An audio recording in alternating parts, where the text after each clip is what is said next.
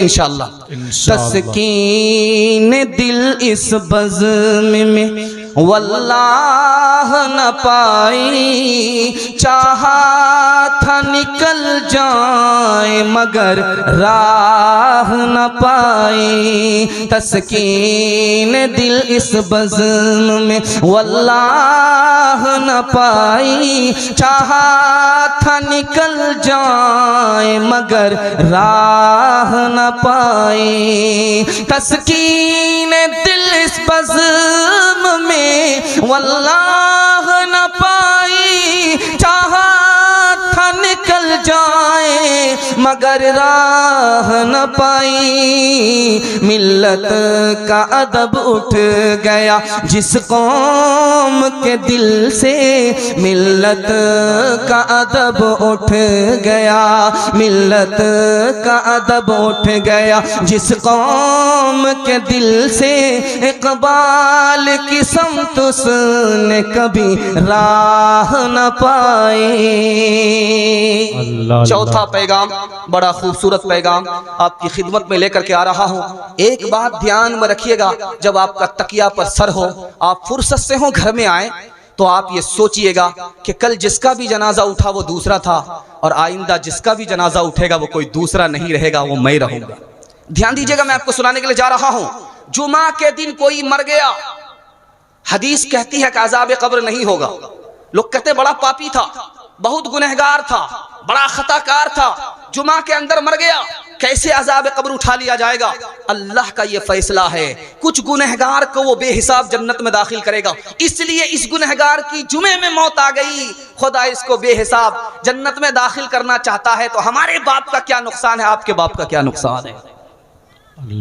ये ध्यान में रखिएगा कि जुमा के दिन, जुमा की रात जिसका भी इंतकाल हो जाए, अज़ाब कब्र उसको नहीं होता, चाहे जितना बड़ा गुनहगार हो, क्योंकि अल्लाह को यह मंजूर है कि कुछ गुनहगार को वो खुदा होने की वजह से बेहिसाब जन्नत में दाखिल करेगा, इसलिए इसकी मौत आई।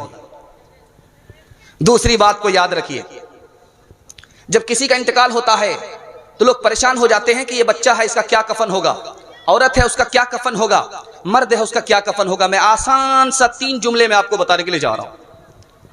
अगर मर्द का इंतकाल हो जाए, इसको 3 कपड़े दिए जाते हैं। पहला जो कपड़ा होता है वो 3.25 मीटर का होता है या 2.5 मीटर का होता है। दूसरा जो कपड़ा दिया जाता है वो 2.5 मीटर का होता है। तीसरा जो कपड़ा दिया जाता है वो भी 2.5 और 3.25 मीटर का होता है। मर्द का मसला हल हो गया। औरत को भी 5 कपड़े दिए जाते हैं। 3 कपड़ा तो वही जो मर्द को दिया जाता है, 2 कपड़े का इजाफा होता है। ओढ़नी दी जाती है, सीना बंद दिया जाता है। सीना बंद 2 मीटर का और ओढ़नी 1.5 मीटर के लिए, बस ये कपड़ा है। अगर बच्चा, बड़ा बच्चा है इंतकाल कर गया, बड़ी बच्ची है इंतकाल कर गई, तो बड़ी बच्ची को 3 कपड़े दिए जाते हैं और बड़े बच्चे को 2 कपड़े दिए जाते हैं। अगर बहुत छोटा बच्चा है तो छोटे बच्चे को, जो छोटा लड़का है उसको 1 कपड़ा दिया जाता है, जो छोटी लड़की है उसको 2 कपड़े दिए जाते हैं। और बच्चा मुर्दा पैदा हुआ या आधा कटा हुआ बच्चा पैदा हुआ, तो चाहे वो बच्ची हो या बच्चा हो, 1 कपड़े में उसे कफन दे दिया जाता है। ध्यान दीजिएगा, मैं आपको सुनाने के लिए जा रहा हूं। मुसलमान होकर के कह रहा है कि जब मैं मर जाऊं तो मुझे जला देना। इस आदमी को क्या किया जाए? इस आदमी को गुस्ल दिया जाएगा, लेकिन सुन्नत के मुताबिक नहीं।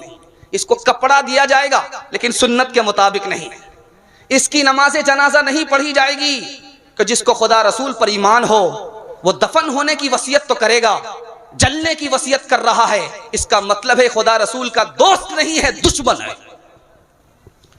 आप देखेंगे बेनमाजी, जिंदगी भर उसने नमाज नहीं पढ़ी, फिर उसकी नमाज जनाजा पढ़ी जाती है। अल्लाह के रसूल ने कहा कि आखिरी हक अदा कर दो, चाहे गुनहगार हो चाहे नाफरमान हो, उसका मामला उसके साथ, तुम नमाज पढ़ दो। तीसरी बात को याद रखिए, मरना है जरूर, अपने जिम्मे कर्ज है, चुका करके मरिएगा, बता करके मरिएगा, इंतजाम करके मरिएगा। सारे गुनाह माफ हो जाएंगे, कर्ज का गुनाह माफ नहीं होगा जब तक वादा ना हो जाए या माफ ना हो जाए। ध्यान दीजिएगा, जनाजा आया, रसूलुल्लाह सल्लल्लाहु अलैहि वसल्लम खड़े होकर के फरमाने लगे, बताओ कि इस आदमी पर कर्जा तो नहीं है? कहा कि कर्जा नहीं है।